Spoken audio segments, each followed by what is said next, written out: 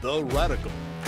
Fundamental principles of freedom, rational self-interest, and individual rights. This is the Yaron Brook Show.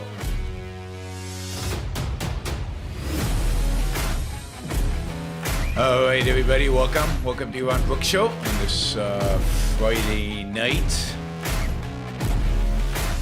Just got back from a trip.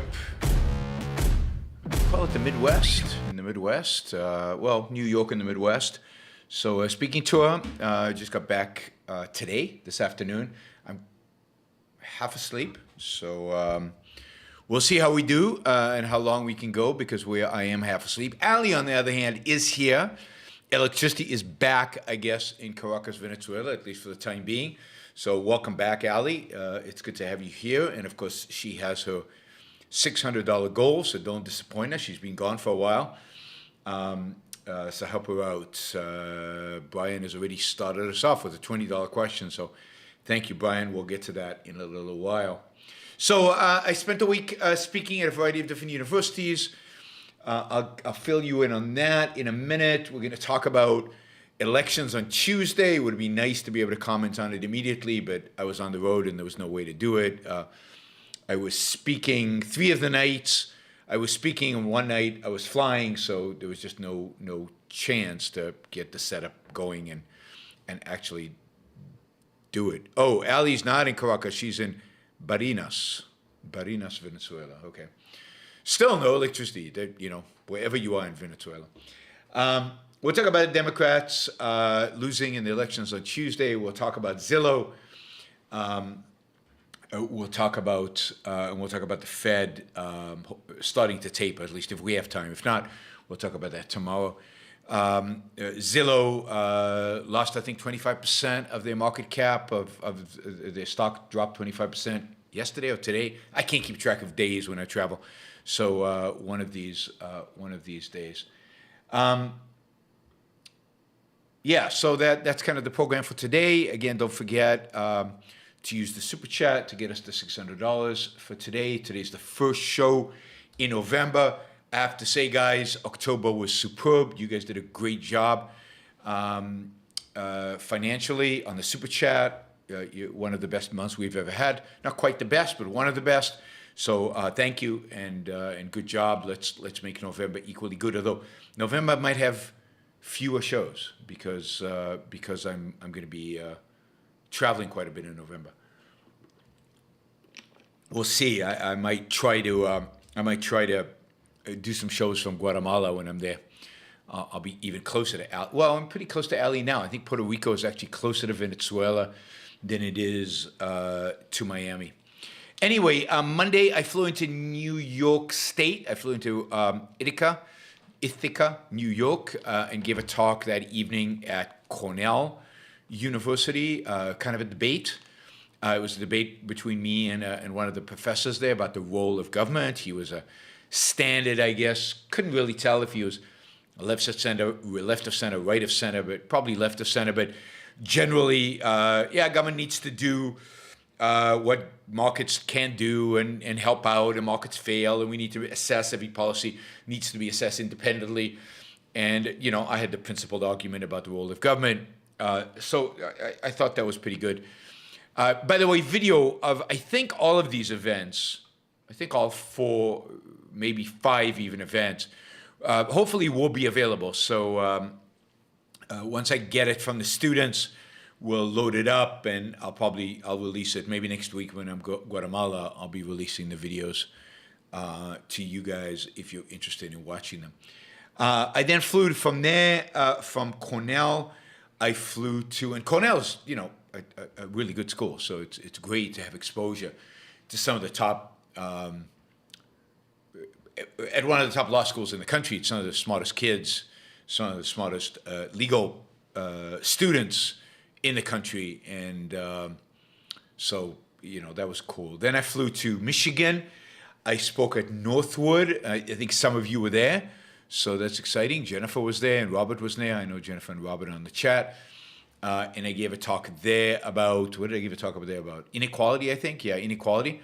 We got into a little bit into CRT. but mostly inequality. I thought we'd get a lot more questions about CRT, but we didn't.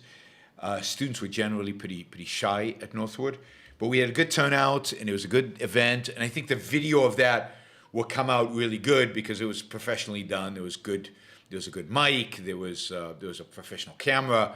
It was a nice auditorium. Generally, Northwood is an interesting university.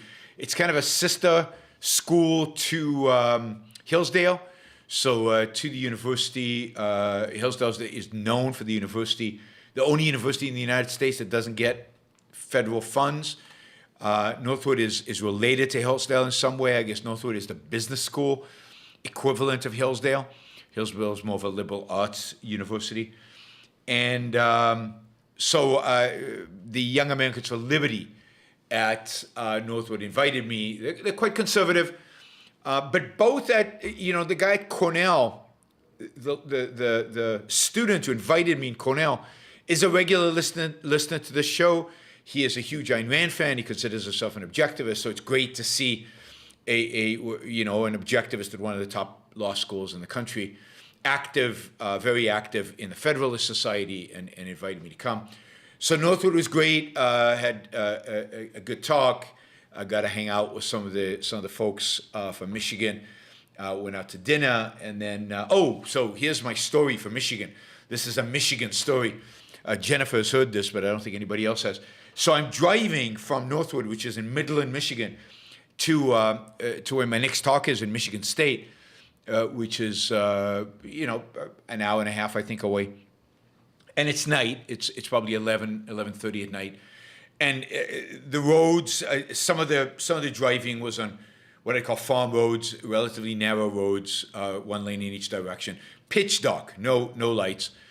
And I'm driving. It's late at night. There are very few cars on the roads. I'm driving 55, 60 miles an hour maybe on these roads, and suddenly, in one of these roads, one direction, each direction going, suddenly, out of nowhere, right in the middle of the road, there's Bambi's father, right? This big buck with big horns, and he just stands there, and he's staring at me. Last minute, I swerved to the right, just get off the road just a little bit, swerve back onto the road, just missed him. But as Jennifer pointed out when I told her about this the next day, this is why they say, my first experience, this is why they say deer in the headlights. He just stared. He stood there. He didn't move out of the way. He just stood there right in the middle of the road. God, it was super scary because he was big. This was not a little deer. This is not a Bambi. This is Bambi's dad, right? Big antlers. And if I'd hit him, I probably wouldn't be here talking to you. I'd probably be in hospital right now. The car would have been, who knows, totaled because, I was driving fairly fast, and I only saw him, right, the last minute. You see, because he's dark, right? The skin is dark. The eyes are a little glimmering, so you see the eyes, and deer in the headlights. Now I know exactly what that means. I'll always have that image in my mind of a deer in the headlights looking right at you and not moving. Luckily, he didn't move into the car's path. That would have been interesting. Anyway, I made it down to East Lansing, Michigan, and I spoke at the law school the next day for the Federal Society, a luncheon talk. Had a good turnout. I can't remember exactly what I talked about there. What did I talk? Maybe Jennifer remembers what my topic was. It was inflation. So I gave a talk about inflation and government spending, and we got into the role of government, but really it was about the consequence of inflation, the supply chain mess that exists right now. So stuff we've talked about, so it was good. I said some stuff there. I think it was new. I made it up on the spot, so it was kind of. But they really loved it. They thought it was terrific. So that was good. And then from there, I took a flight that evening to Cincinnati. And in Cincinnati, I was invited by a professor at Xavier University, which is a Jesuit university in Cincinnati, to teach two classes. So I got to teach 2 honors classes, one freshman honors, and one, I think they were juniors. And I spoke at both those classes about all kinds of stuff. I mean, we covered a lot. We covered capitalism and the role of government. We covered how capitalism has been a success and the popularity of socialism. We talked about philosophy. In the second class in particular, we talked about Locke and Rousseau and a little bit of Hobbes, and then Aristotle versus Plato, and the whole kind of arc of history and the role of philosophy plays in it. And it was great, and the students loved it, and it was really, really, really fun. A lot of questions, a lot of back and forth. And then I got to have lunch with the students, which was great. I continued to have that back and forth and everything. And then in the evening, I gave a talk at the university in this auditorium. Again, I think we'll have really good video because the audio was professional and they filmed it with professional cameras there. And that talk was basically my morality of capitalism talk, and that was great. And actually, one of the regular listeners to the Yaron Brook show came down from Louisville, Kentucky, and came over and participated. So yeah, if you lived in Ohio, you could have come by. I mentioned it on a number of shows that I was going to be there. So it was a blast. I gave basically 6 talks, 3 at Xavier, and 3 in the other universities. I think they were all really well received. There were fans everywhere of the show. Some of them were actual students. I think one of the real positives I saw is subscriptions. Even though I did no shows this week, subscriptions went to my YouTube channel went up quite a bit. So we added, 100 people or just under 100 people to the subscription list. So that is fantastic because these are new people who never heard about the Yaron Brook Show. Many of them never heard about Ayn Rand. So yeah. So I would say a really, really successful trip. Thank you, Jennifer, for inviting me to Michigan and making that possible. Thanks to the guy, the professor at Xavier, who paid me to come to the university. And by the way, if you go to my Twitter feed, not my Twitter, my Facebook page has a nice photograph of me and Mother Teresa having a chat on a bench outside the auditorium at Xavier, and I'm explaining to her what I'm going to say about her in the talk, because I of course, it's a Catholic school. I have to bring up Mother Teresa. And I do, and she doesn't seem happy. Anyway, there is indeed a bronze sculpture. There's a bronze. Oh, there he is, Jack. Jack is right here on the chat. He was there at the talk in Cincinnati. He came down with his mom from Louisville. So thanks, Jack. It was really a pleasure to meet you. That was exciting, and good to meet your mom. And yeah, so there's a sculpture there of Mother Teresa on the bench in kind of in bronze, all shiny. Yeah,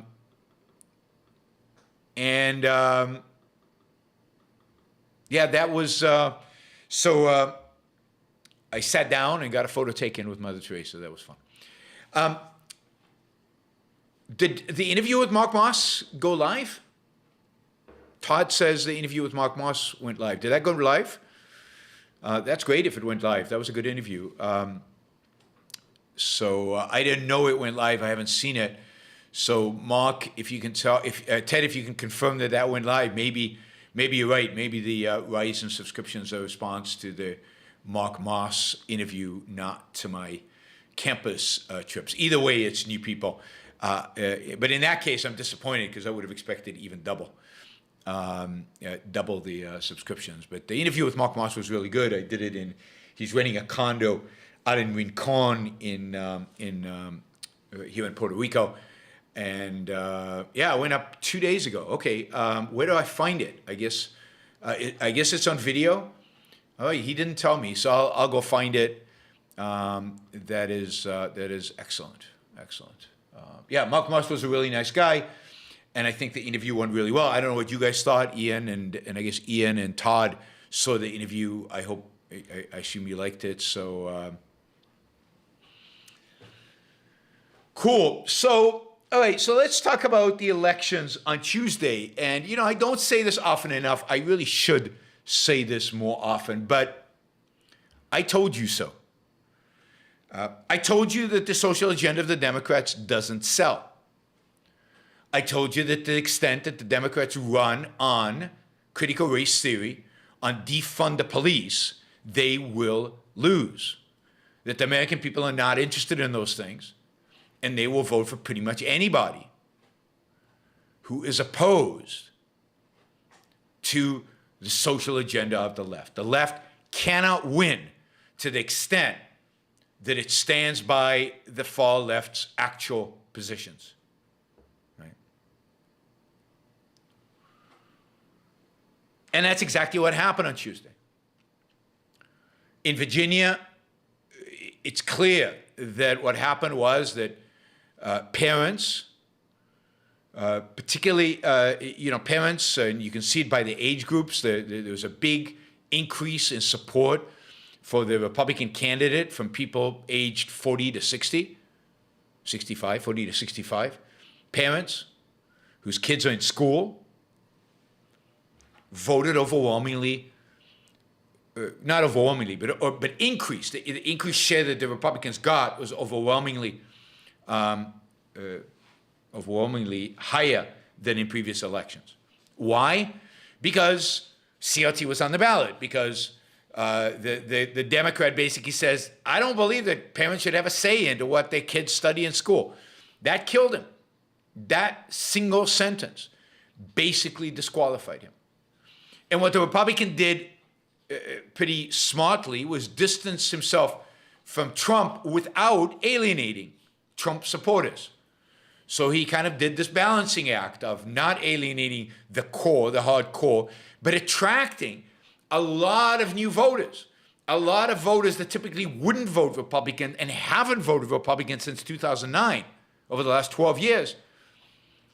And they voted Republican not because they liked him, because he was not offensive, and because they disliked the position the Democrats were advocating for. They disliked the idea of their kids being infused with guilt over the color of their skin. Although it's interesting that it's not just whites. Hispanics shifted more towards Republicans in significant numbers. Hispanics don't buy. Hispanics are typically quite conservative. This is the big mistake Republicans make in giving up on the Hispanic population and handing it over to the Democrats. But if Republicans had a better view of immigration, and if Republicans have just a better view of immigrants and Hispanics in particular, I think they could easily grab the Hispanic vote on a national scale. But it wasn't just in Virginia. It was in New Jersey, of all places. New Jersey that went to Biden double digits. The Republican almost won. And Republicans did gain significantly, I think significantly, in the House, in the New Jersey House and Senate. Indeed, the longtime Democratic Speaker of the House, I think, was defeated in his district. And again, it's a combination of, we don't buy all this social stuff. We won't accept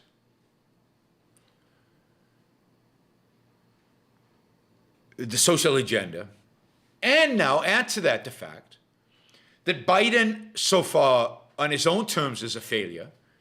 The economy, while seemingly growing, it's not clear that once you take into account the inflation, it's actually growing. In spite of the fact that wages are up, in spite of the fact that there are more job openings than there are people don't feel like the economy is doing well.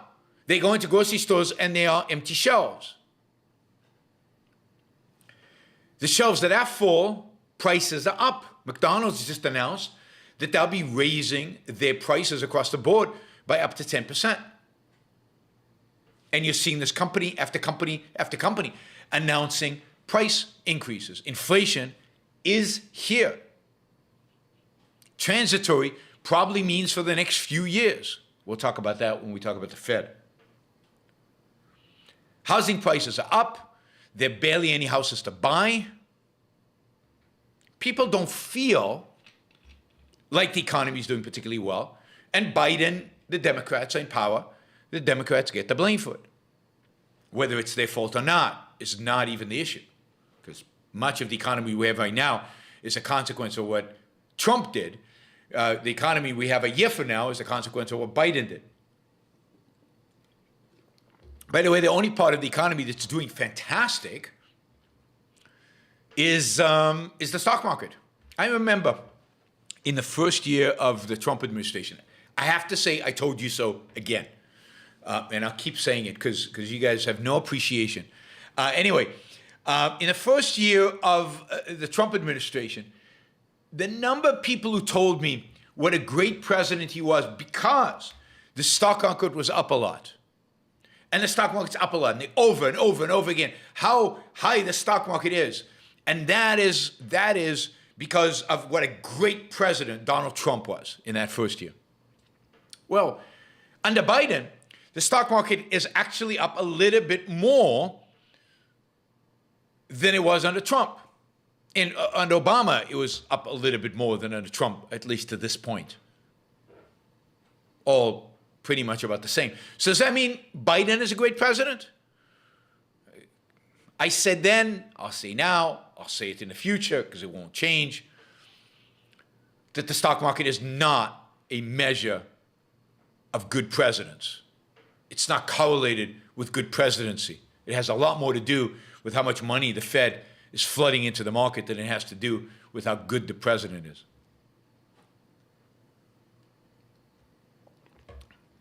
Anyway, the economy's not doing well. And every day we hear in the press, in the mainstream press, how the Democrats can't get their act together, and how they can't pass these bills. Now nothing's getting through, and how Biden's agenda is failing. It's not going anywhere, that it's a losing campaign.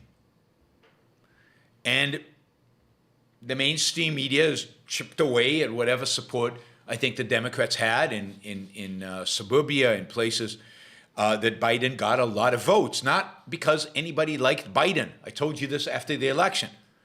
Biden won because people voted against Trump.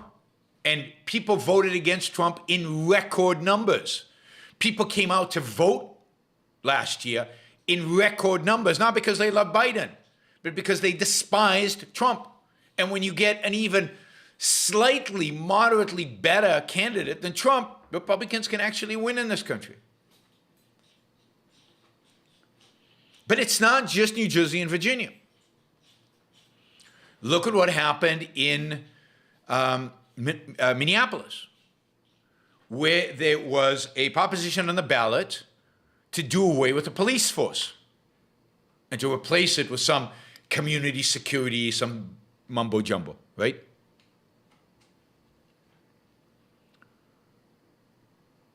And that was defeated soundly. Wasn't close. Defeated soundly. Even in Minneapolis, where the riots began last summer, even in Minneapolis, they don't want to get rid of the police. They've learned their lesson. Yeah, it sounded like a cool slogan in the heat of the moment. But no, nobody really wants to get rid of the police. That's not a winning strategy. You can see that, again, in the city of New York, where the mayor of New York, who was just elected, is a former police officer and a former Republican. Considered a moderate Democrat. The progressives in the New York primary against him were defeated soundly. He won, then he went on to beat a nondescript Republican who nobody ever heard of. And the next mayor of New York is going to be far, far more centrist than de Blasio is. People had enough of the left. They don't like it. And then even in the city of Buffalo, New York, I don't know if you read about the story of Buffalo, New York.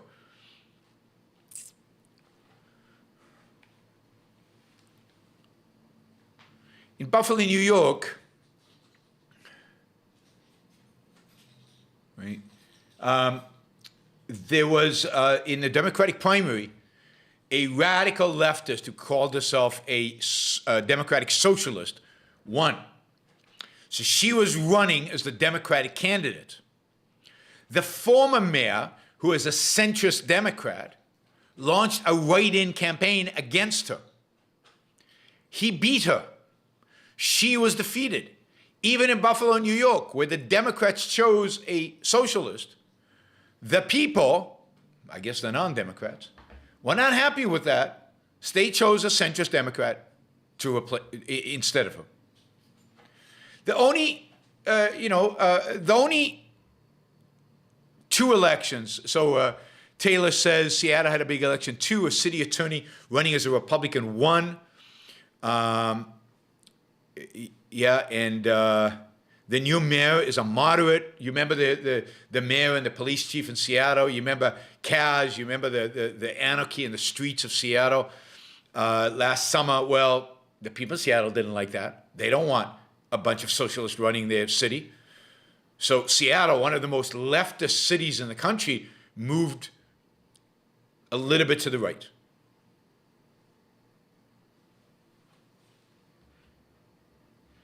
Yeah, Scott says, Scott is, you're so frigging negative. It's unbelievable.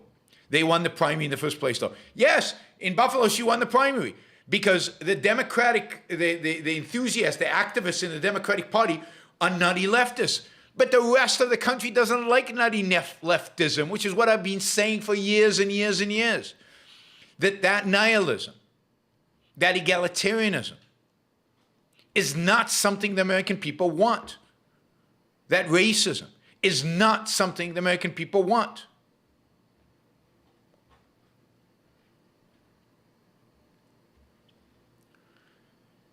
And they showed that on Tuesday.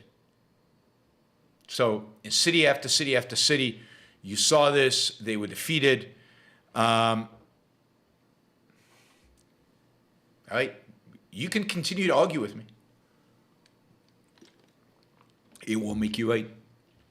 So now the question is going to be, what lessons do the Republicans learn from this? What will they learn? And who will they nominate?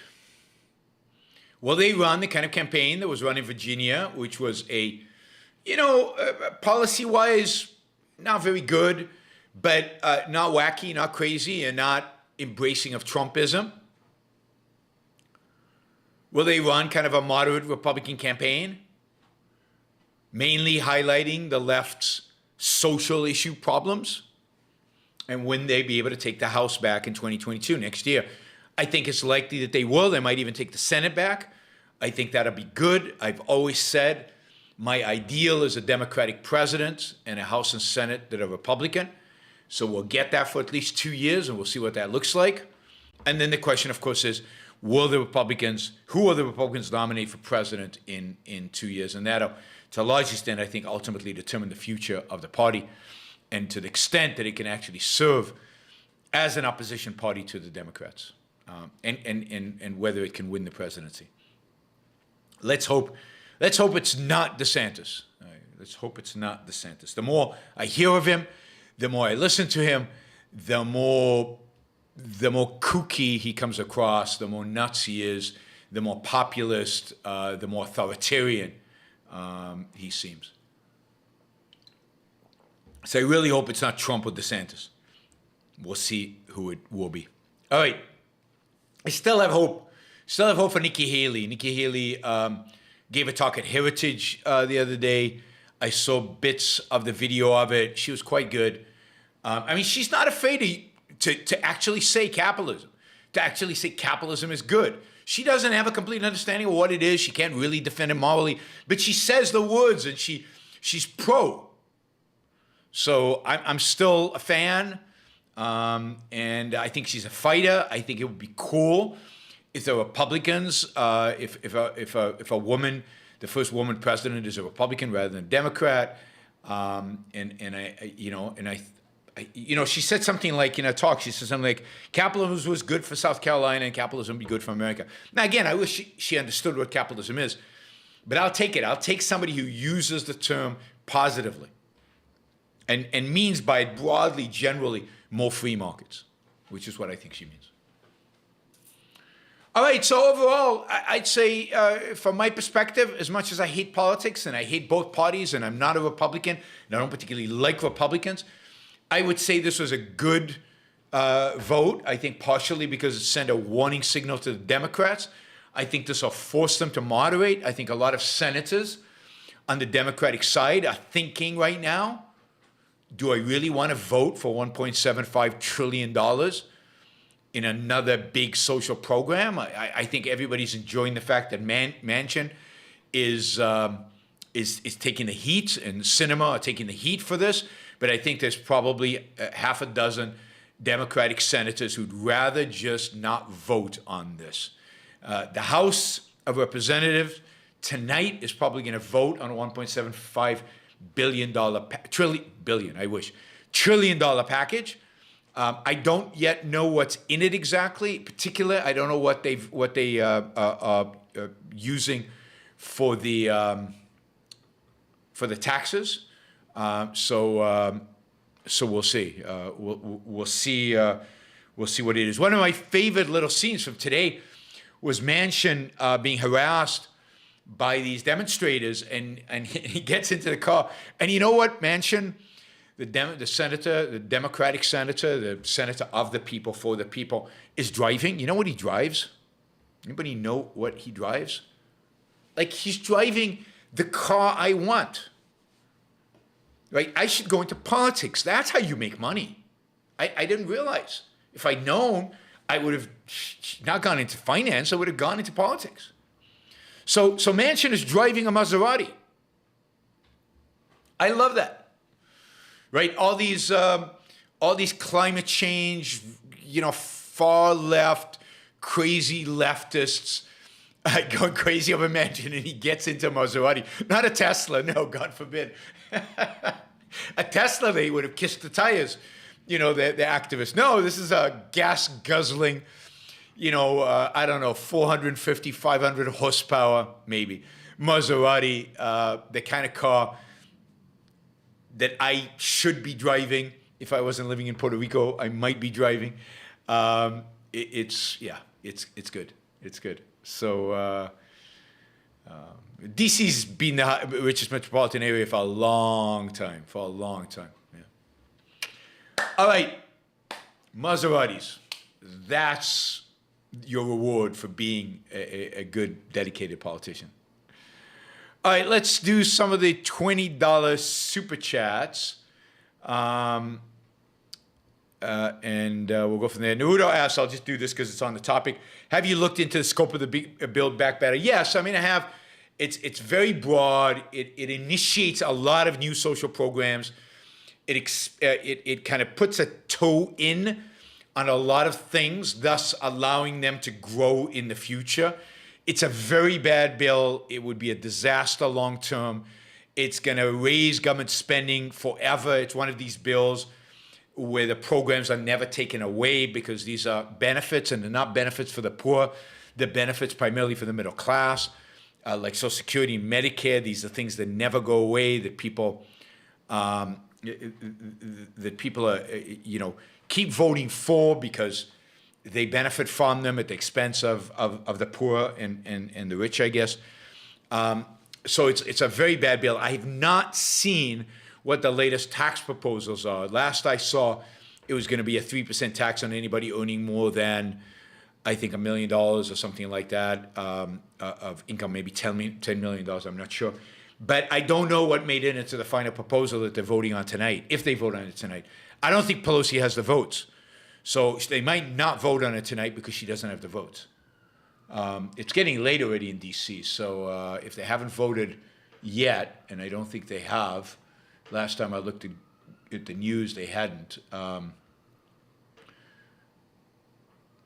Yeah, it's still, I see nothing new in terms of the vote. So who knows if they'll get to vote on it tonight.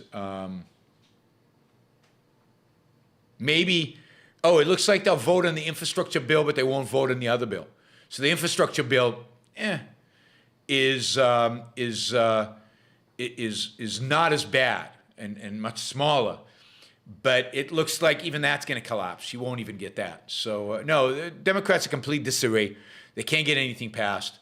Manchin and Cinema destroyed their agenda.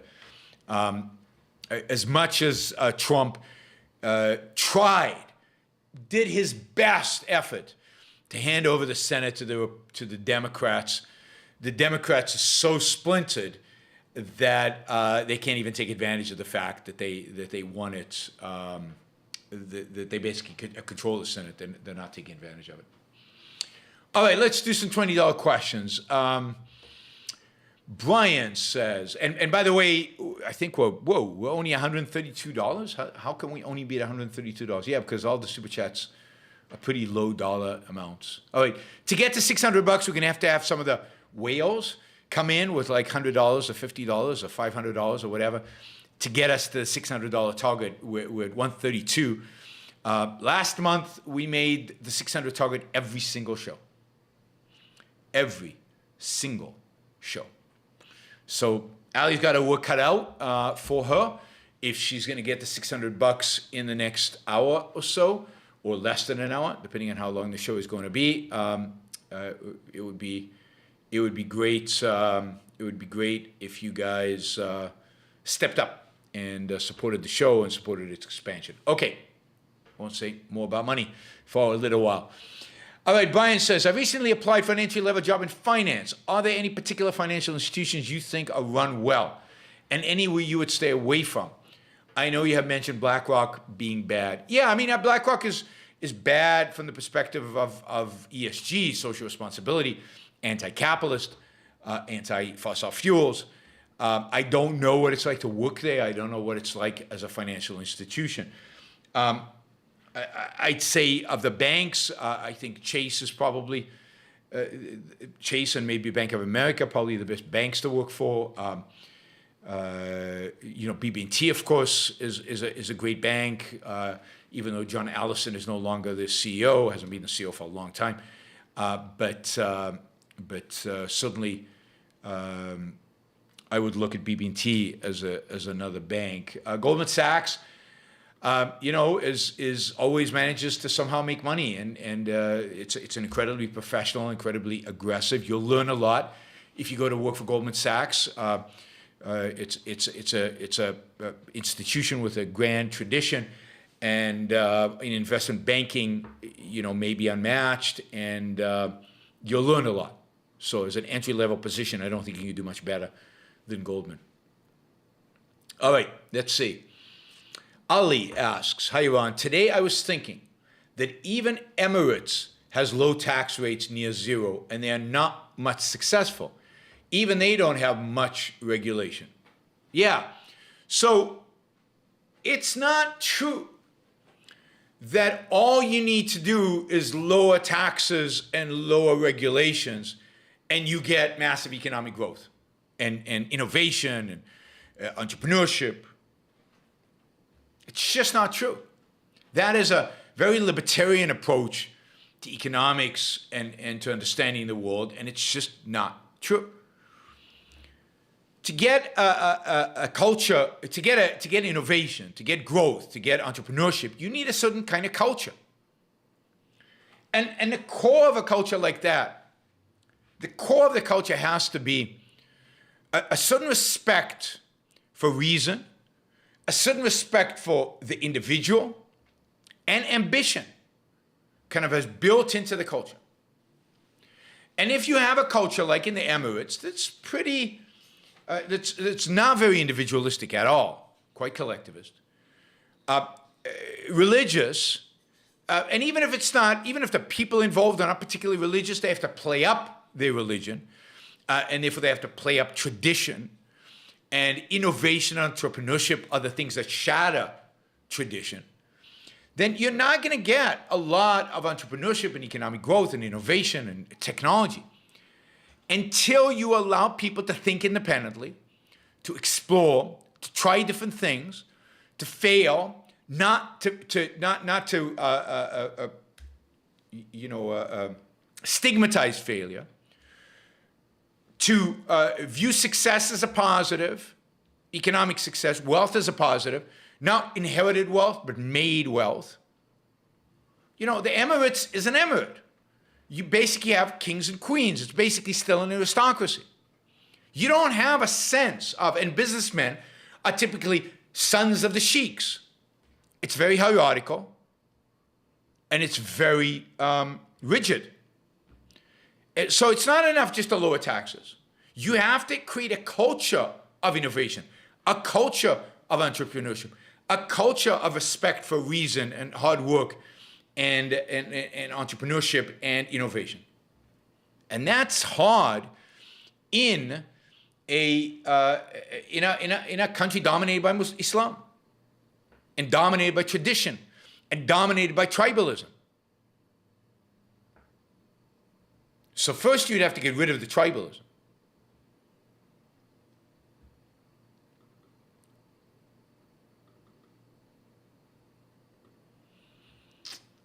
All right. Michael asked, is objective epistemology ethics necessary for most people to rally behind capitalism? Yes. I know a lot of libertarians who get laissez-faire but mock the idea of values and existence as something objective and knowable. Yeah, and they will never win. They will never convince anybody. They're always going to stay a small fringe. And even if they get capitalism, they will not be able to hold on to it. I mean, we got very close to capitalism, to laissez-faire in the 19th century. We couldn't hold on to it. Why? Because they mocked the idea of values and existence as something objective and normal. So absolutely, the objectivist epistemology and ethics are necessary. And it's not that most people have to have an understanding of the epistemology and the ethics. They have to embrace the epistemology and the ethics implicitly. What does it mean? It means that they have to live to some extent by an epistemology of reason, of objectivity.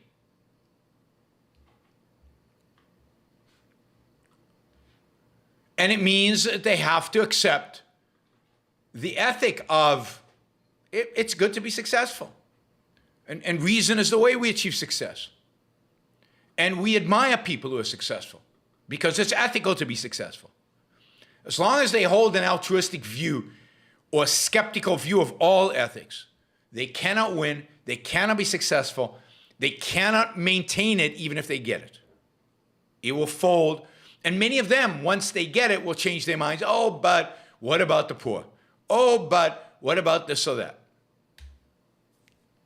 Don't we have to regulate those greedy bastards? Okay, Dave asks, Dave Goodman, are American gun laws too loose? From what I've seen, Kyle's actions seem justified. But the police letting the 17-year-old Yahoo walk around with an assault rifle all night during such a high level of civic unrest seems screwy. Absolutely. Absolutely. I mean, it's screwy that he went there. It's screwy that he had access to an AK-47 or whatever it was, not an AK-47, it was an MR-15. It's screwy that the police didn't do anything about the fact that that a young kid is walking around with a gun. This is exactly what I said at the time. He is untrained in how to use it. He's untrained in how to diffuse a conflict without having to shoot somebody.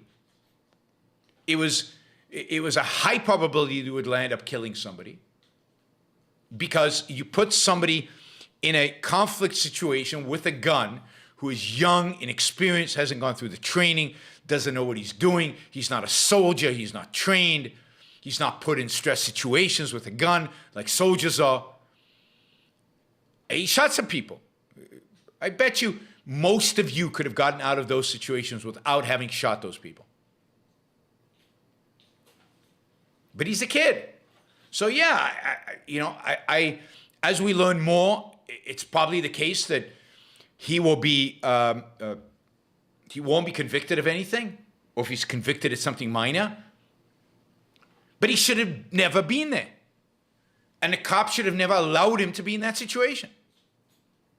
Of course, the cops should have been tougher with the rioters. They should have arrested them. They should have stopped the rioting nights before that. They should have done a lot of things. But one of the real problems that we have is allowing 17-year-olds to walk around with semi-automatic guns. Somebody says an AK would have been Kino. I don't even know what Kino means. What does Kino mean? In Israel, special forces in the old days used to use AK-47s because they didn't trust the M16s and the American rifle. The American rifles generally, I found, if you put a little bit of sand in them, stopped working, you could take the AK-47 and run it through mud and it would still fire.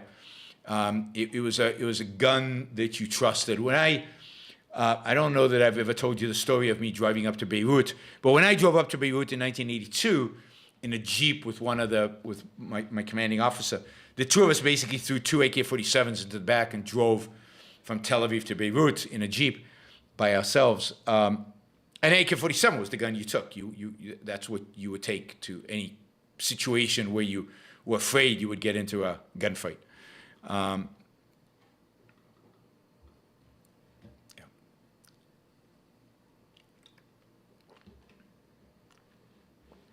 All right.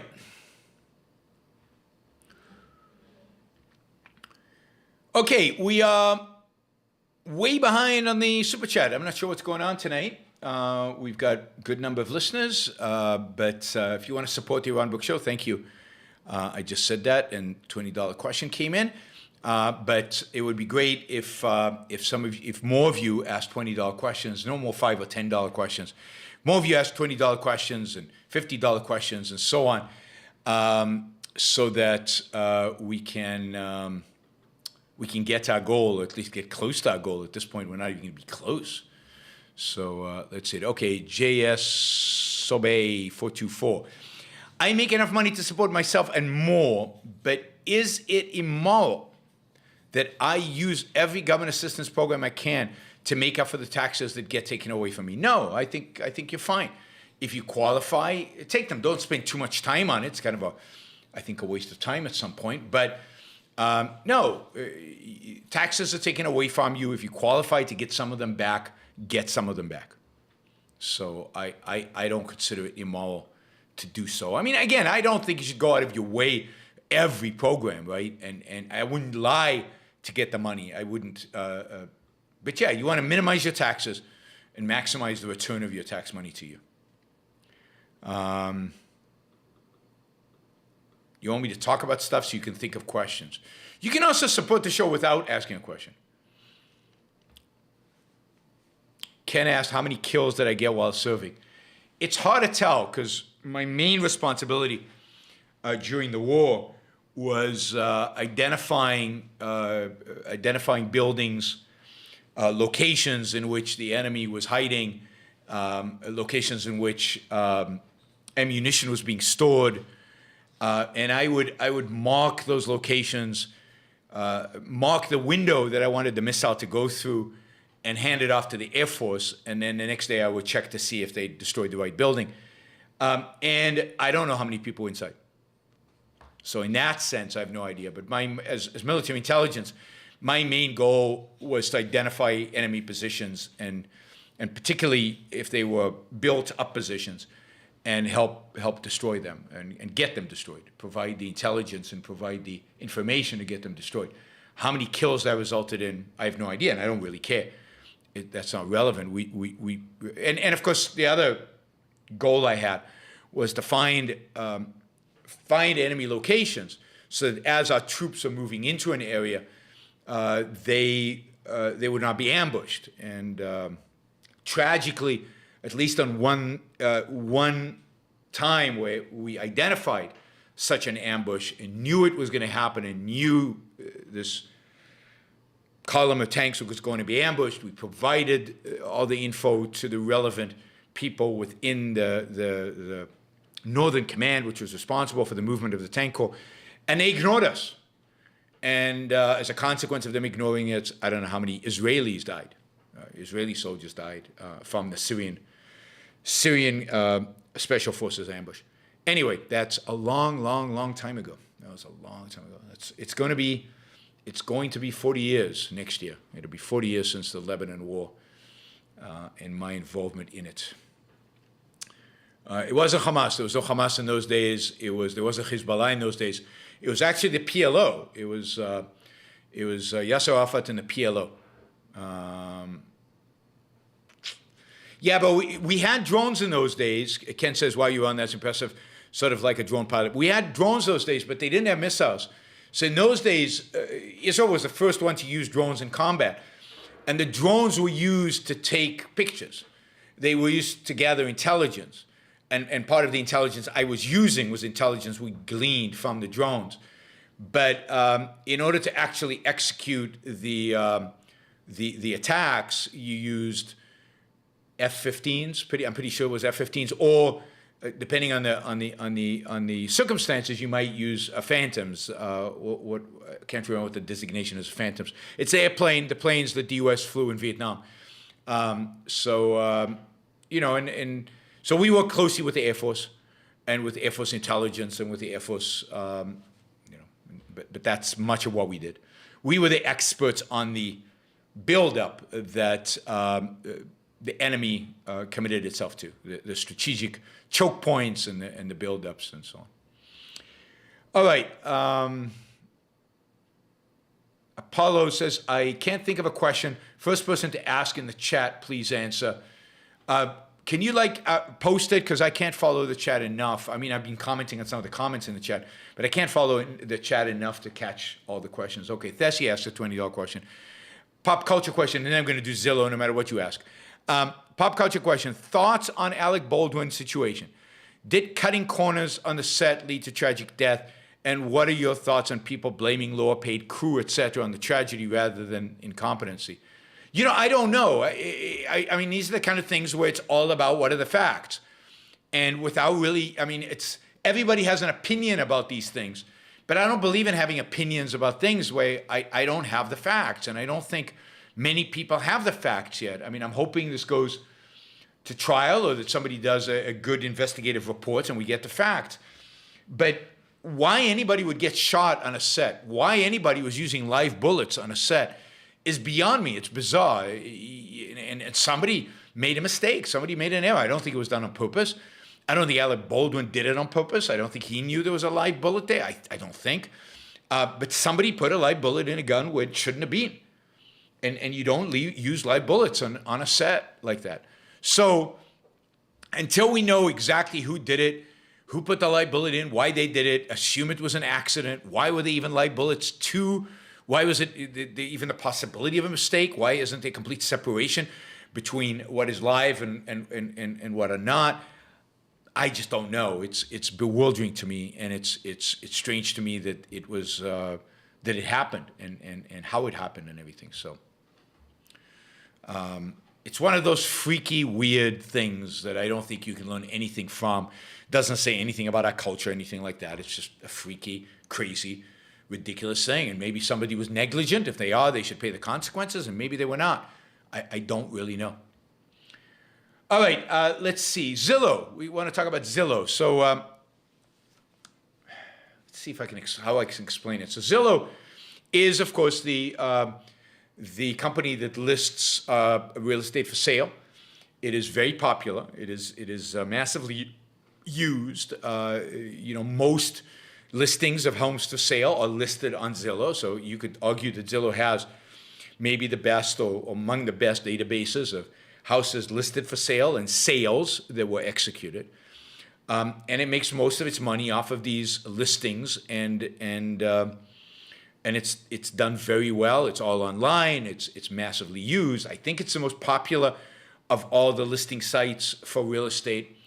And what it's done over the last few years is it started a new business using the data that they have accumulated from listings and sale trends and so on. And that business meant that they would go in and they would actually buy homes. I remember I actually thought of using them to buy my home in California because I didn't want to go through the whole process and real estate agents and the whole thing. And but because it was COVID, they weren't buying at that point in time. They later started buying again. But what they would do is they would buy homes at a discount over what they were listed at. So it would be homeowners who didn't want the hassle of spending a lot of time selling the house or hadn't been able to sell the house, and Zillow would offer them a price and they'd accept the price, and maybe Zillow would go in and they'd maybe clean it up a little bit, maybe polish it up a little bit, not big things, just little things, cosmetic things. And then they would sell it for a premium. Now, the reason they believed they could always buy cheap, sell expensive is because they developed these algorithms that could basically tell you where home prices supposedly were going and what you could pay for, because this is what you could sell it at, and you would arbitrage the price. You would buy a house for 100 and you would sell it for 110. You wouldn't make a lot. Maybe even sell for 105. You wouldn't make a lot, but you would do this over and over and over again on hundreds of thousands of homes, and it was significant amounts of money. That was the idea. And they did this for a long time, and it was very successful for them for a long time. And because it was successful, they kept increasing the number of homes that they bought and the number of homes that they sold.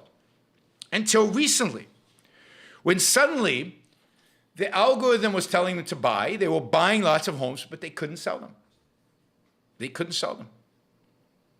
Home prices were going up slower than what the algorithm had predicted. And in some cases, home prices were flat. As a consequence of this, Zillow took a few days ago, I think 2 days ago, 3 days ago maybe, announced that it was suspending its program and taking a significant accounting hit for all the losses that they had lost from this attempt to arbitrage between the prices that they thought they could sell. It's not really an arbitrage because it's risky. Arbitrage typically is riskless. What they thought they could sell it and what they bought it at. And now they were going to have to sell it at below what they bought it at, and thus lose money. So they had a big write-off. And took a major accounting hit. And then, I think it's yesterday or today, they then came back and announced, actually, we're getting out of this business completely. We're not buying or selling homes anymore. We're not just suspending the business. We're doing away with it completely. We're never doing it again. And when they said that, the market really paid attention.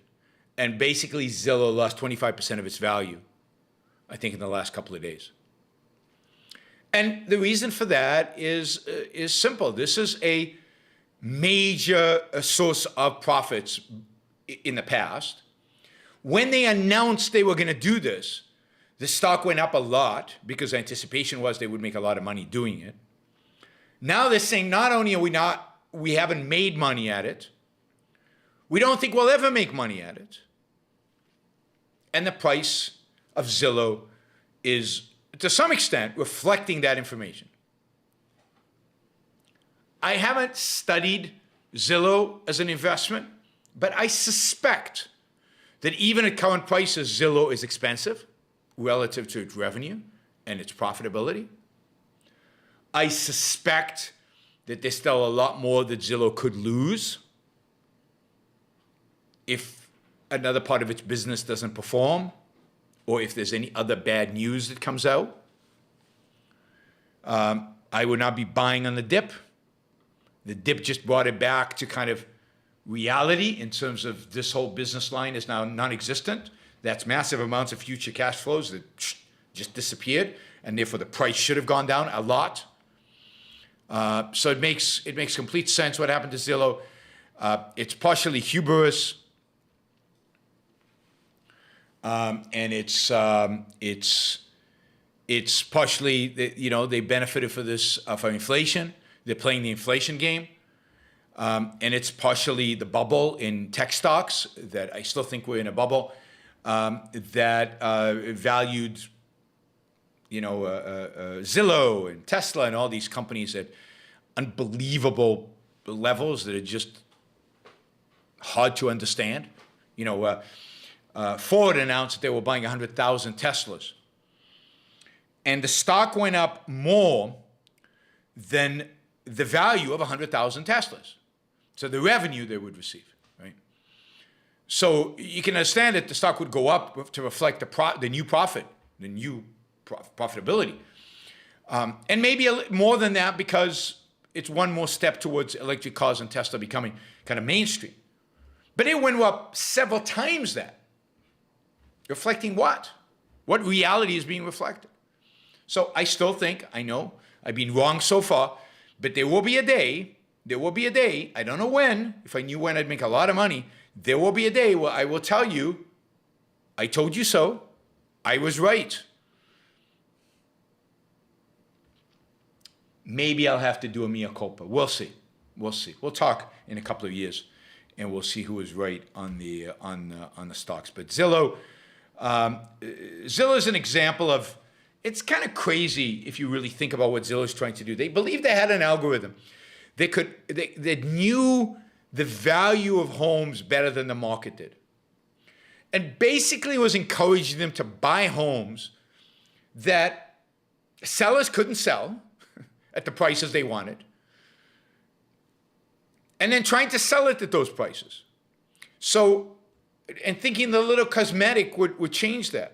And of course, the sellers who could sell their homes at the prices they were asking for or above weren't going to sell to Zillow. So there's a clear kind of selection bias here. They were getting the worst houses, the less attractive houses. And to think that they could build an algorithm to beat the market in residential real estate where it's so local, it's so heterogeneous. It's not like stocks. Even at stocks, it's super hard. But I think residential real estate is even harder.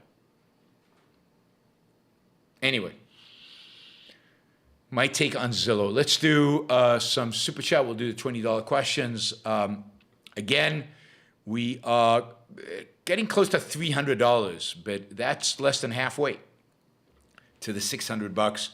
So hopefully somebody will step in with $200-300 to get us to where we need to be. So we can, so Ali, on her return, this is her first show back after having no electricity for a week. Hopefully Ali can celebrate reaching her goal. So we're continuing to get lower dollar questions. That's good, but it would be good if you could make them instead of 10, 20. And some of you who have money, because most of you don't, I know, it would be great if you could do even more. All right, let's do Daniel. Do you have an opinion on U.S. Bank? I may have an opportunity at a lucrative mortgage position, but part of me is wary of working in industries that is heavily regulated and consequently fluctuating. I mean, look, U.S. Bank's a good bank. It's a relatively large bank, so it's going to be relatively stable. It's probably going to be a buyer, not a seller. I haven't looked closely at U.S. Bank. It's bigger than what we typically look at, and I wouldn't give you an analysis on here. Fear of the SEC, but I wouldn't have, it's definitely a bank. Banks are conservative. Banks are regulated. Banks only do things in a certain way. I don't know where you work now, so I don't know what you're comparing it to, but it's definitely somewhat square or rigid in terms of, there's not a lot of, gung-ho innovation and excitement around these things, I don't think. But on the other hand, it's a good, solid bank. You're going to be able to make a good living there. You'll learn a lot of skills. So I wouldn't turn it down automatically. I wouldn't jump on it. Depends on what your opportunity set is. Right now is a great time to be looking for work because of this worker shortage. It's a great time to do some interviews and check things out. Any ideas in guests anytime soon? The parenting episode with 2 guests was really good. Episode +1 vote for Gene Maroney, talk about psychoepistemology, emotions. I know I should do more guests. It's just, it's work. I have to find a guest, organize it, and get a series of guests. I don't want to just have one guest out of nowhere. So we'll have more guests. I need a little bit of things to slow down a little bit and get organized around it and make a list of people. Gene Maroney will certainly be on the list of people that I'll consider interviewing. So I'm it's going to happen. It's just I need a little bit of stability of time and everything. So we go. Jennifer asks Jennifer, $50. Thank you, Jennifer. That's very, very generous. You've already been generous this week. So Jennifer wants me to tell the wasp story. I told her the story in Michigan when I was there on Wednesday.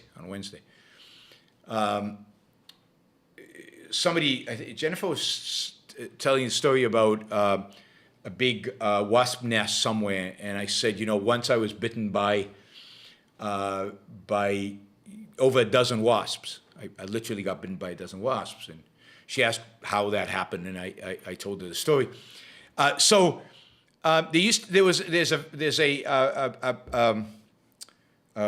canyon on the Golan Heights in Israel called Wasp Canyon. And I had no idea why it was called Wasp Canyon. I liked hiking it. It was a great place to hike. It had beautiful water holes that you could swim in with these little waterfalls, and it was really pretty, and it was a nice hike, and you could hike it up or you could hike it down. You could do it either way. I'd done it many times and never knew why it was called Wasp Canyon until the one time when I learned. And so I was out with a group. I was 17, and I was out with a group. I was part of the Scouts. In Israel, it wasn't Boy Scouts. It was boys and girls, and they were mixed. And I was a troop leader. The kids under me were 14 years old, and I was like, so I took them on a hike with a couple of other 17-year-olds, but I was kind of the leader of the group. And we had rifles, because in those days you went hiking, you took rifles because there were terrorists that kidnapped kids. And the idea was that you at least be some deterrent. So we had simple bolt rifles, not semi-automatic or anything. So we hiked with the rifles. Anyway, we took the kids to Wasp Canyon, and we hiked up the canyon, up from the Sea of Galilee, up into the Golan Heights. And we're hiking up, and we stopped in the early afternoon at a pool at the top, at the kind of top of the canyon, and the buses were supposed to come. There was a road above it, and buses were going to come and take us home. And we stopped there, and kids were eating a little bit before we got to drive home, which is about an hour and a half, 2 hours home. And I had to go back to the previous stop because somebody had forgotten something, and I went back to get her stuff. And when I came back, all the kids are up on the cliff above the pool. And I'm going, what the hell's going on? And as I get closer, what I discover is that while they were sitting there, the sun was kind of going down, and the whole pool area became shaded. And as soon as it became shaded and got a little cooler, thousands of wasps came out of all the crevices of the rocks. And and the kids all ran away. And they all were up on the cliffs, and the wasps were over everything. And they had left their backpacks where the wasps were. And basically the backpacks were all covered with wasps. I mean, the whole thing was like a carpet of wasps on the backpacks. And the kids were up there without their stuff. And the buses were coming, and we had to go, and night was going to fall in a couple of hours, and we had to get the stuff. So I basically wrapped myself up. I wrapped my hands, I wrapped my face with clothes, and went in among the wasps, picked up the backpacks, threw them towards the people. The wasps flew away, and they caught the bags, and they ran off. The first time I do this, I do one, I do two. The third one, they sting me through the clothes in my hands. Like, I don't know, 10 of them all at once, through the clothes. And I just yell and scream and run because, you know, the pain is excruciating, and I've got a towel, and wasps, not like bees, wasps will chase you. So they chase me, and I'm fighting them off with the towel. But there's still a lot of backpacks down there. So I go back, and now we wrap it up much better, right? We really wrap the arms up, and we wrap everything up really, really good. And I basically went in and threw the backpacks out, and I got stung above around the eyes. So anywhere where they could find skin, these bastards, these little horrible waspy bastards stung me. So around the eyes, so I had, I don't know, 12, 15 you know, and as I'm going down the first time, one of the other, like, semi-adult 17-year-olds goes, I hope you're not allergic. And I was like, if I'm allergic, I'm going to die. There's no way I'll recover from this. But I had no idea if I was allergic or not. Now, luckily, I wasn't. But I basically got every last piece of equipment out of there, and I was the hero of the troop or whatever. But I got home, my hands were like super swollen, right? Everything was massively swollen. My face was swollen. They had to give me medication and stuff. I mean, I didn't have to go to the hospital because I'm not allergic. But it was not pleasant. It was not pleasant. But that is why Wasp Canyon is called Wasp Canyon. And, you know, when something's called something, you should pay attention to it. You should pay attention to names. Names have meaning. Names have meaning. All right. Let's see. Any $20 questions? Yes, Stephen. Stephen, can you elaborate on why Rand disagreed with a priori or subjective theory of value? God. This is like a whole session we'd have to do this.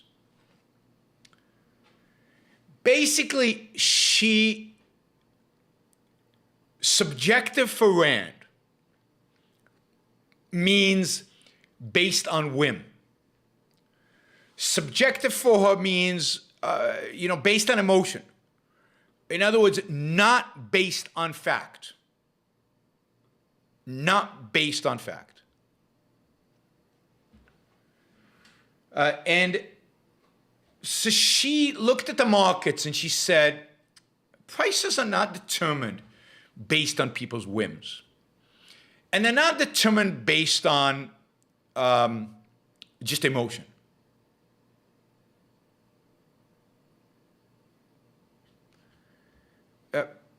Prices are based because rational people interact, or at least rational within the scope of their knowledge and the scope of their values. And their values are not subjective necessarily. Some people have subjective values. But their values are personal, based on their lives. Right? So her idea is people use facts to determine what their values are. They might not be all as knowledgeable, but they use facts, and people who don't are washed out because the market is an interplay between many people. And she called values socially objective values, which means that the trading in a social context of multiple people based on their personal values, the price reflects the socially objective value, the consensus of the market, or the not even a consensus, it's like the marginal buyer or seller, supply and demand, all of that is basically a reflection of how much buyers and sellers value this particular thing based on facts, not based on whim. So if Rand wanted to differentiate between this subjective, which is whim-based, it's completely whatever I feel like, and intrinsic, it's in the thing, it's clearly the value's not in the thing, with objective, it's my evaluation based on facts of the thing in the context of my life. That's personal, but it's objective. It's not subjective.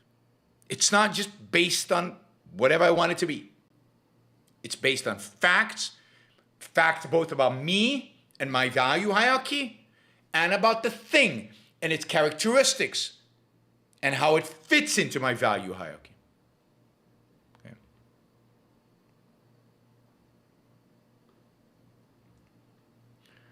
All right, let's see. All right, no other $20 questions.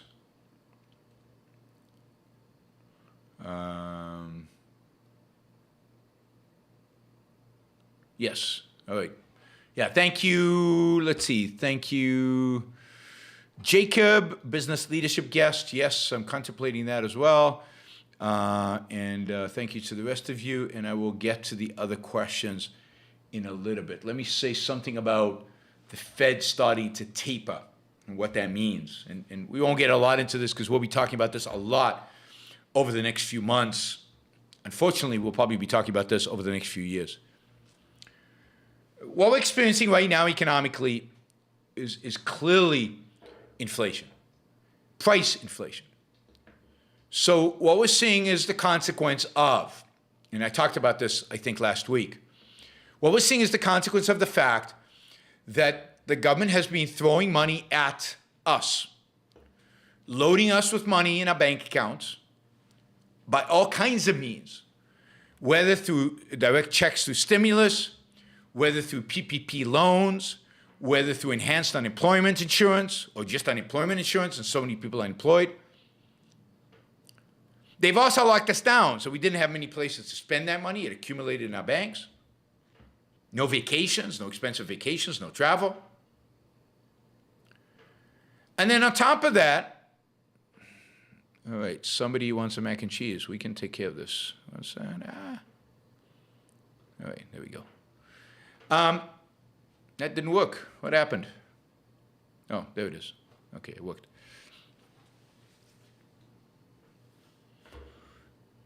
God, all right, we're being, we are being spammed by anti-Semites now. All right, there's another one. All right, wow, 3 of them all at once. They organized to do this. I'm impressed, but you know, here we go. They're using the N-word in their name. They're trying to get me banned from hide use on this board. All right, we'll see how long they sustain this. God, wow. I guess it's a sign that we're getting to people. Maybe it's a sign that we're getting to people. Anyway, at the same time we were locked down, so we weren't spending, we weren't traveling, we accumulating, in a sense we saved. We saved primarily. If we saved in the stock market, we made a lot of money. If you invested in meme stocks, you made a lot of money. If you invested in Bitcoin, you made a lot of money. So people have a lot of money. And yet at the same time, we have constrained supply. We've constrained supply through a variety of different regulations. We've constrained supply through tariffs. We've constrained supply by not sending people to work, identifying people as, wow, this must be an automated like bot thing. I don't know what this is. And they're all anti-Semites. People tell me there are no anti-Semites in America. All right. I'm sorry, guys. I'm distracted by having to mute all these people, hide them from my channel. But they keep creating new channels, so it's a constant battle that I'm not sure who's going to win. Action Jackson, do you have access to hide them? I don't want to put to hide them from the channel, to combat them. Do we have any hackers here who can go and hack these bastards? See, the problem is that when I do this, I sometimes do it on some of the good guys, and accidentally I ban somebody from my channel who's a good guy. Right, this is insane. It's not stopping. All right, can one of you do it is the question. Or do I have to do it? Action Jackson, can you take care of it? See if you can take care of it. All right. So what's happening is we've got inflation. Prices are going up. We've talked about this. We've talked about the shortage of employees. We've talked about the fact that all these constraints created by government and all the money created by government. We've talked about the fact that the Fed has basically been bailing everybody out. The Fed has been bailing out zombie companies, bailing out everybody in the financial markets. And as a consequence of the Fed doing that, that is a way, again, in which to stream money in, to misallocate capital, and to keep streaming money in to the economy. And all of this is resulting now in prices going up. And we haven't seen prices going up like they are right now since the 1980s. I mean, this is not some blimp. This is not small. This is not an accident. This is the biggest move, inflationary move, since the 1980s, and it could get a lot worse. We will see. It's hard to tell. It's hard to predict these things, but it could get a lot worse.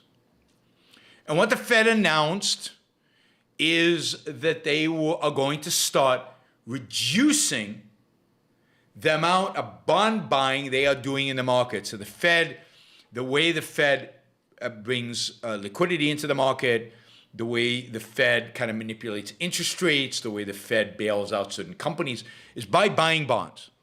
They could be buying government bonds, or they could be buying corporate bonds. They're primarily buying government bonds and mortgage-backed securities. And by doing that, they are keeping interest rates low. Now, as long as interest rates are low, people are incentivized to spend their money, particularly if inflation is high as interest rates are low. There's no point in keeping it in cash. You don't know what's going to happen you can't invest safely because the interest rates are so low, they're being kept artificially low, below the rate of inflation. So indeed, most of the interest rates right now are negative real rates. That is, the interest you're getting on your money is less than inflation, which means you're losing money on most investments in real terms. So the Fed is for the first time indicating that it will start slowing down the buying of bonds, thus slow down their attempt to manipulate interest rates, thus slow down the pressure to keep interest rates low. If the Feds don't buy these bonds, other people, private sector is not going to want to buy them at negative interest rates. So slowly interest rates are going to rise. Now the government doesn't want them to rise because if they rise, the cost of paying off the debt increases dramatically because the interest rate on the debt increases dramatically and refinancing the debt increases dramatically. So we really are in a pretty bad situation right now from an economic perspective in terms of the options our policymakers have in dealing with the economy as it is today. I don't see how there's a positive outcome from what's going on right now. And it could very well be that we get either significant inflation or we get a deep recession. It'll be on Joe Biden's watch, so he will get blamed for it, which is, I guess, fine as long as it's not Donald Trump who runs against him in 2014. But it could get very ugly. I don't know when. I don't know the timing. I don't know exactly how it plays out. I don't have the kind of certainty that Peter Schiff has in terms of how it all plays out. But I can tell you that what is going on right now is impossible to keep up. The Fed needs to keep interest rates low because the government needs to refinance its debt, and debt is only growing. And if Biden passes his bills, it's going to grow by more than $2 trillion. And that has to be financed somehow. And the only way to finance is by issuing bonds. And if you issue bonds, who's going to buy them?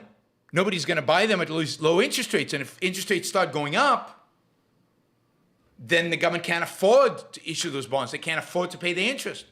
That makes the deficit even bigger, and it just escalates from there. And at some point, and I don't know when that happens, but at some point the market starts questioning whether the feds can even pay back the debt. And once that happens, it's kind of game over, and the economy could really spiral out of control. So we are in very, very precarious waters, and it's fascinating to me that in spite of all this, stock market's at record highs. Nobody seems to be worried.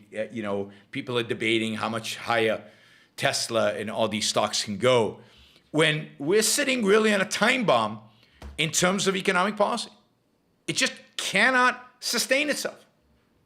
It cannot keep going like this.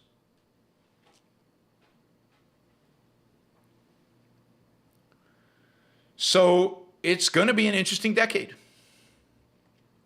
It's going to be an interesting decade. And if you get inflation, the dollar will go down unless the Fed jacks up interest rates, and then the dollar will go up. But if the Fed jacks up interest rates, then now you have to worry about the federal government financing all its debt. So then you worry about default, and that could cause the dollar to go down. So the direction of the dollar is not obvious. And relative to what? Relative to gold? Maybe you can predict that, but can you predict what the dollar does relative to the euro, which has its own problems? Europe has its own problems. Relative to the yuan in China, which has horrible problems. China's in worse shape than we are. And you could go on and on and on. But what this country is going to need in 2024, desperately need, is a president who wants to deregulate and cut government spending. A president who wants to enforce government austerity, real government austerity, like we've never seen in 100 years.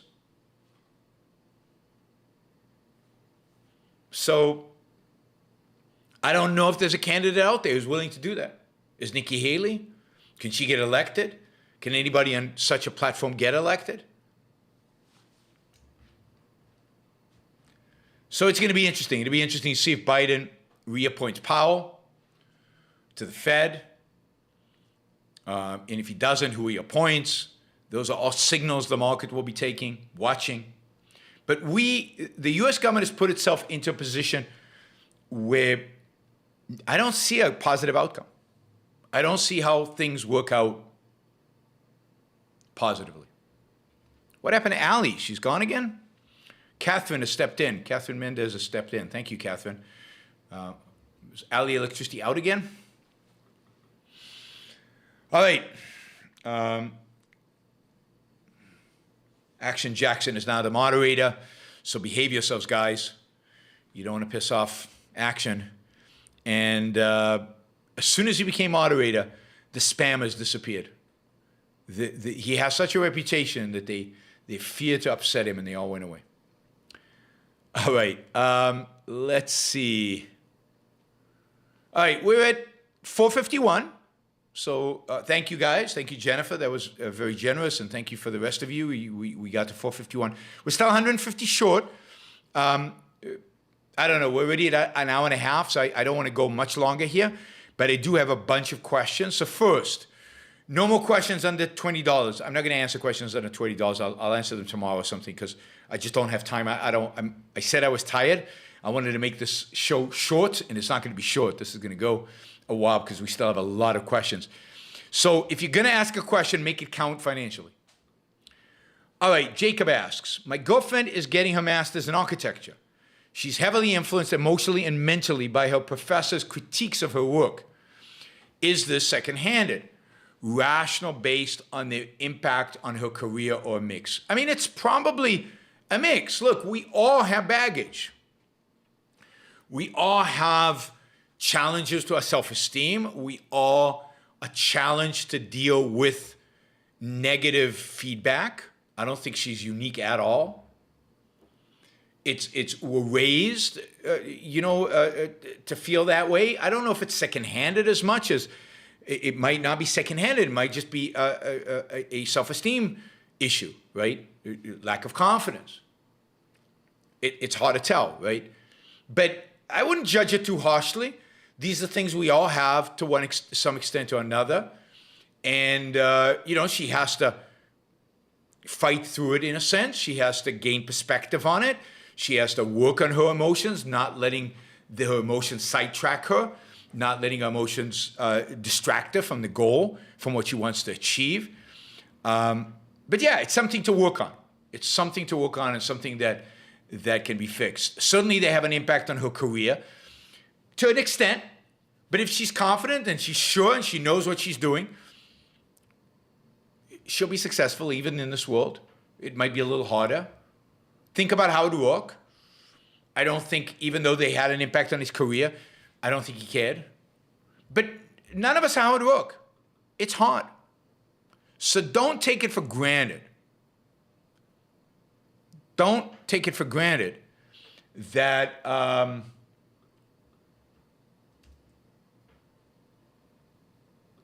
don't take it. Let me put it this way: it's hard to get out of it. She needs to work on it. It's part of the work we all need to do in life to get better at taking criticism and handling criticism and putting the right proportion on criticism and controlling our emotions and ultimately aligning our emotions with everything else. It's not easy. So don't get down on her is my point, I guess. Let me see, where was that? All right, we got a $50 question, although I don't like the question, but we got a $50 question. The Ayn Rand Center Israel is doing great work and is being maligned by internet scum. Yes. The Atlas Award sculptor is a great visionary. Why did you try to distance yourself from Mins? He is a great man. I don't know. I'm trying to figure out who's asking this question. I have a feeling that this is an attempt to set me up, right?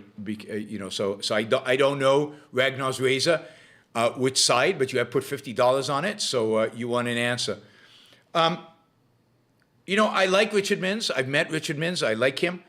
But there are these stories about him that raise questions about what he did in his past.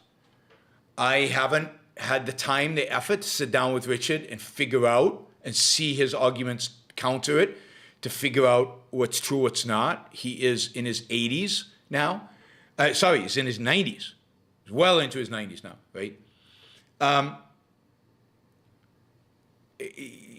not involved with the Atlas Award anymore. The Ayn Rand Institute is not involved with the Atlas Award anymore, not because of Richard Mins, for other reasons, which I won't get into.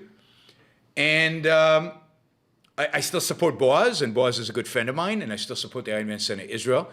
But the Atlas Award is now separate from the Ayn Rand Center Israel. It's going to be separate from it. And I just don't want to confuse people because these stories are circulating, because these stories are coming not just from the scum, the internet scum that are presenting it, but it's also coming from news reports, documentaries that malign Richard. I just don't have the energy, the time, the motivation to dig through it all and figure it all out. I mean, if I sat down with Richard at some point here in the next few years, I would do it, but he's in the UK, I'm here. I find it interesting that he was never extradited, he was never accused of anything, so I don't know exactly what the story is all the way through. But there's a lot of stuff there that raises a lot of questions, and I'd rather that not distract from the amazing success of the Atlas Award. I'd rather that not distract from the great work that Ayn Rand Israel is doing. And I think that's where the focus should be, is on the great work that they're doing. And therefore, if that means distancing from Richard, somewhat, in order to allow the focus to be on the award and allow the focus to be on the work that Ayn Rand Center Israel is doing, then I'd prefer that be the focus. And I think Richard does as well. So I don't think there's any conflict over here. All right, we got another $50 question. Cool. So thank you for the $50, Ragnar's razor. And I wish I knew why you asked it. I'm a little suspicious right now because of everything going on around this issue. Okay, friend of Aristotle, another $50 question. The current liquidity ratio is about 9-to-1, and the government's debt to GDP is about 125%. Do you use any standards such as these that we can watch to warn us of impeding sovereign default? No, because I don't think we have enough empirical evidence to generalize from. So we don't have enough past situations that you can learn from and extrapolate with regard to the United States. The United States is unique in the sense that the dollar is the reserve currency of the world. The United States is unique in the sense that it has a massive economy that is still relatively flexible as compared to Greece or as compared to other countries that might have approached default. It also, the meaning of default for the dollar would have, outsized consequences as compared to, let's say, the default of any other currency in the world. So there's a lot of moving parts here. Of course, Japan has a debt to GDP well over 200. I think it's 250 or a little bit above 250. So it's hard to come to conclusions just based on the numbers.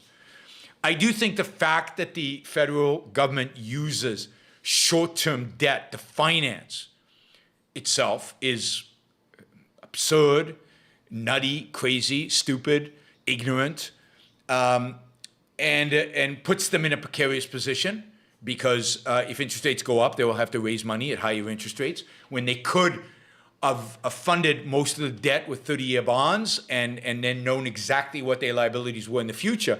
Because they're funding it with 1-year treasuries or even 3 months or 6 months, interest rates are changing constantly, and as a consequence, you can't plan into the future.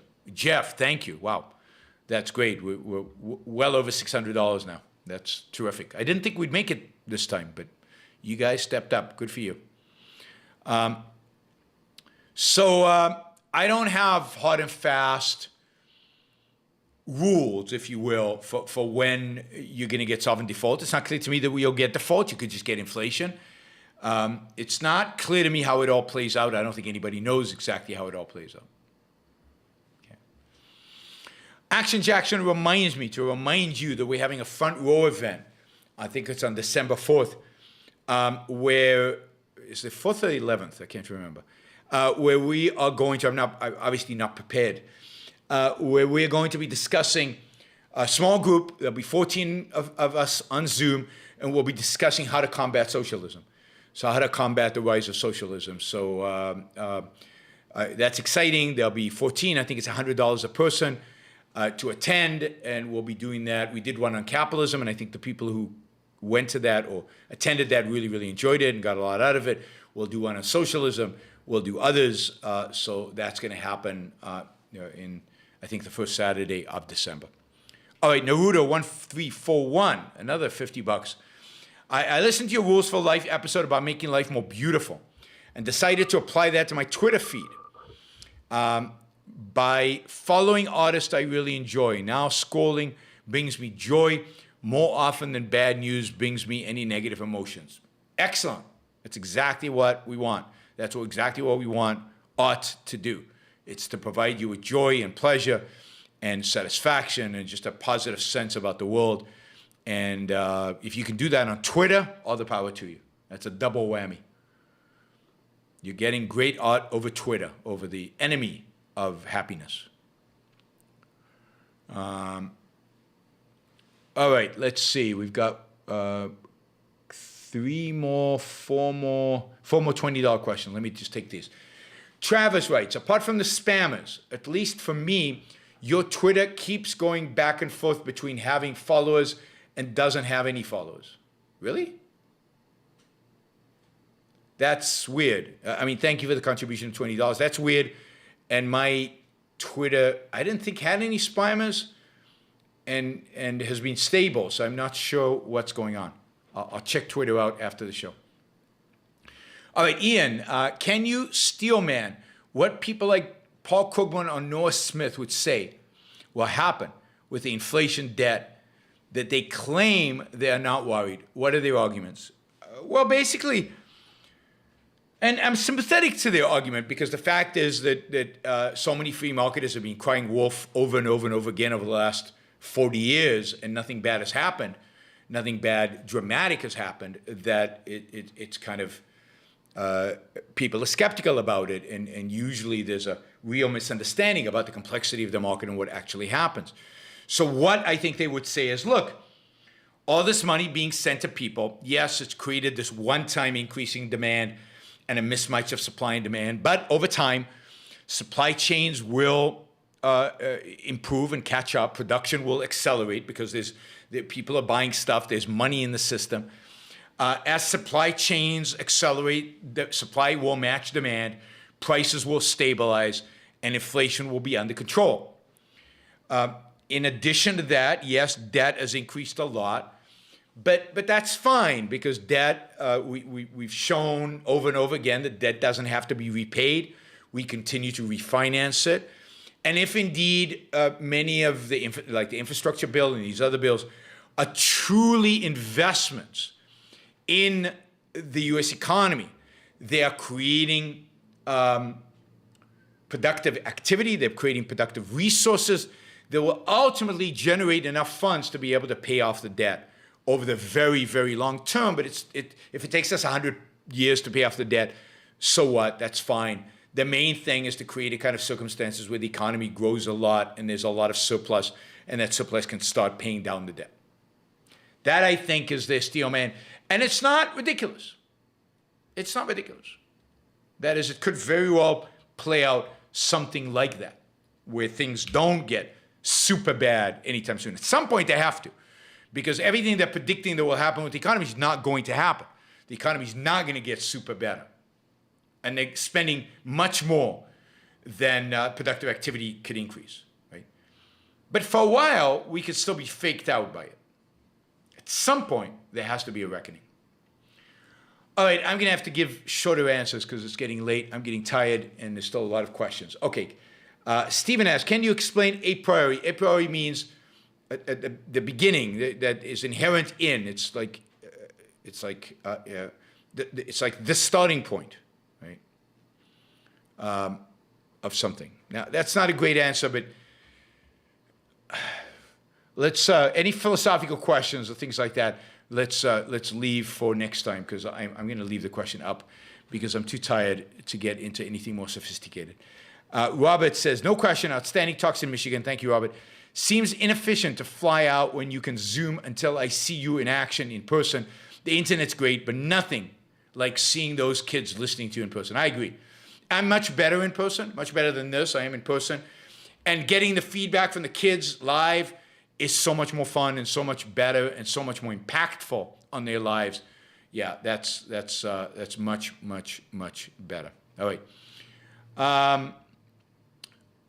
All right, here we go. Michael asks, have you been following the Kyle Rittenhouse trial? Sad to see he's the first teenager to get in trouble for simply taking out the trash. I don't consider him simply taking out the trash. I don't think that's right. I don't think it's right to shoot people. I don't think a kid should be in the street with a gun. I don't think a 17-year-old should be roaming around the streets I don't care who's rioting, unless they're attacking his house, and they weren't. He had to drive to a different town to do this. This is the job of the police. This is not a job of kids. This is a job for adults. This is a job for adults who are trained. So, no, I'm not a fan of Rittenhouse's. I'm not a supporter of his. It'll probably turn out that he did it in self-defense, but he should never have been there. And there should be some penalty, some way to express the fact that he should have never, ever been there. Do we suffer more in imagination than in reality? Well, it depends. Some people, yes. Some people, no. Some people suffer more in reality than in imagination. It depends how much you're suffering and from what. Are intellectuals so envious of businessmen they're willing to pulverize our standard of living just to ensure businessmen don't outrank them in the dominance hierarchy? In a sense, yes, but it's more than that. It's moral angst that they have, and then they build whole rationalization how businessmen are destroying the economy, how businessmen are bad and evil, and that they are the good guys for destroying them. So they don't hold it as they want to destroy, eviscerate the economy, pulverize the economy.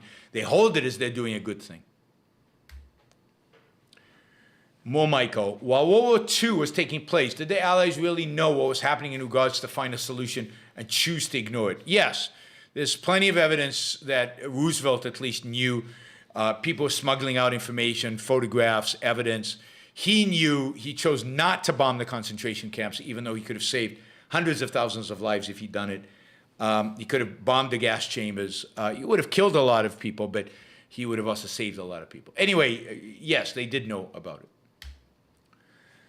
Frank asked, our New York election had a proposition for the right to clean air, clean water, etc. It passed. What does that really mean? Is that bad for New York State? It depends. What did it actually say? But having a right to clean air and clean water is devastating, because now every proposition to clean up the air and clean up the water has to be passed because you have a right to it. So it emboldens the environmentalists, and it gives them more legislative and judicial tools to get their agenda across. Ryan says, just started Cave in the Light. Can you think of some modern day examples of Plato's view of the realm of four forms? I think this is a connection, in connection with evading reality, longing for different reality. Yes, I mean, I think the socialists commit this. There's a form of the ideal, this fantasy that they have, and they're willing to evade all the previous trials of socialism and everything else in order to live by some detached from reality ideal. So you see it all over the place, and you'll see that the Cave in the Light deals with that, and it brings it up all the way up to modern times. But I think Jordan Peterson has it, right? The truth is out there. It's in things. He's got this intrinsic view of the world. Meaning is outside. It's in another dimension. You have to somehow, through revelation, discover your meaning through a revelation. That's all Plato. Jordan Peterson is very Platonic. Jacob writes, thoughts on Elon Musk calling the UN's bluff on world hunger background? Yes, I mean, they asked for $6 billion of his US dollars to fix world hunger. They said they could fix it with the $6 billion. And he said, okay, give me a plan. Show me a plan, I'll give you $6 billion. A plan that works. A plan that will really solve world hunger. I will happily sell enough Tesla stock to give you $6 billion. Is Nancy Pelosi evil? Yeah, no question. She's an evader. She's a manipulator. She's a destroyer. She's absolutely evil. Evasion is the essence of evil. How much money would you want to do a lecture teaching CFC valuation of companies? Free cash flow valuation of companies. Oh, God. Really? I don't know. I used to teach that in executive MBA program. I don't know how many hours it would take. I don't know. I charge, look, for a live lecture, I charge, $5,000, $4,500 to $5,000. For a Zoom lecture, I would probably charge $2,000, something like that. And free cash flow valuation of companies, I could do that. We'd have to talk about what exactly you'd want, but for in-person, depending on where, generally around 5, for Zoom around 2. Naruto1341 asks, I decided to have objective value on a whim because someone who knew more than me told me that he's an expert. All right, I think you're kidding, right? Daniel also asks, how do you navigate high inflation as an individual investor? Stocks don't do great, but they don't do bad. They don't do horrible. You want to stay away from bonds. Real estate often does well because you can adjust rents and value of real estate goes up with inflation. And of course, commodities do very well. So gold, silver, oil, a lot of other commodities are usually linked to inflation. You could also invest, look for companies if you're investing in stocks, companies that have pricing power.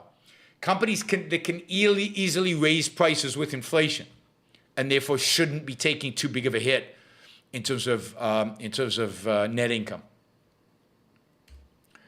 Naruto, PSA on good news. I read today that a bill was passed to remove sales tax on tampons. Tampons.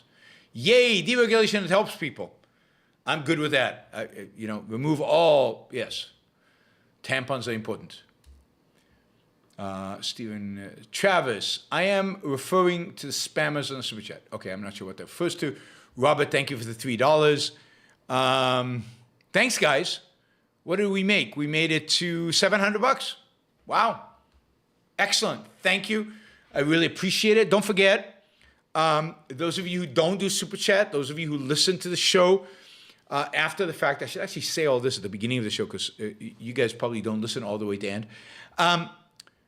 Please consider supporting the show on a monthly basis.